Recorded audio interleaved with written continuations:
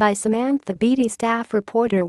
September 20, 2017. A bee hovers over late summer blooms as Mark Yamaguchi admits he didn't spray a single drop of water on his garden this year.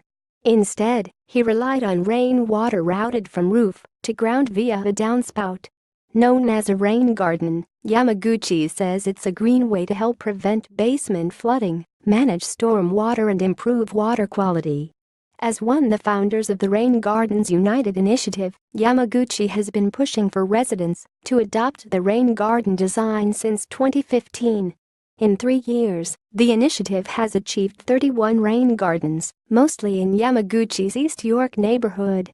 The idea is to make water go down as opposed to across my property, Yamaguchi said. A rain garden prevents water from meandering back into my home and instead feeds the plants. He's experienced basement flooding firsthand, with a slow leak damaging the floor and his family's belongings.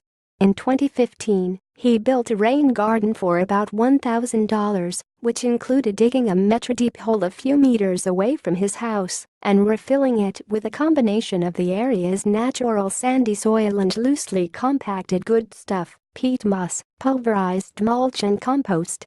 He redirected his downspout from his driveway to his rain garden and planted hardy, native perennial species. Since then, his basement has stayed dry. Rain gardens like Yamaguchi's can hold up to 30% more water than a patch of grass, according to the Toronto and Region Conservation Authority.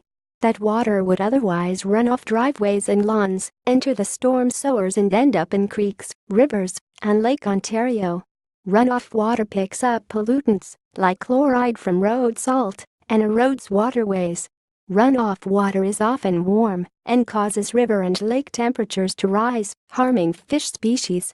In its 2016 Living City report card, the Conservation Authority recommended rain gardens as a technique to improve storm water management and naturally filter and cool runoff water. We want to manage rain where it falls, catch it, absorb it, keep it out of the city's storm system so when we have massive storm events we have more catchment, said Sheila Boudreau, senior landscape architect with Toronto and Region Conservation Authority.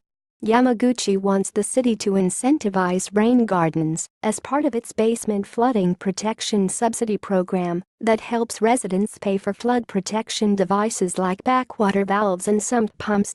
With increasingly frequent severe weather events, it is essential that homeowners take appropriate action to reduce the risk of basement flooding on their own private property, said the City of Toronto's website. However, the city told the Star it would not be providing incentives for residential storm water management. Incentives for residential properties are more difficult and expensive to quantify and verify. This can result in funds that would otherwise be dedicated to city's storm water management initiatives going instead to administering an incentive program, said city spokesperson Ellen Leasty in an email. Yamaguchi is not discouraged. At some point, the city will recognize that green infrastructure will have a very important place complementing gray infrastructure, he said. Rain gardens are a really effective measure, and maybe one day the city will change its mind,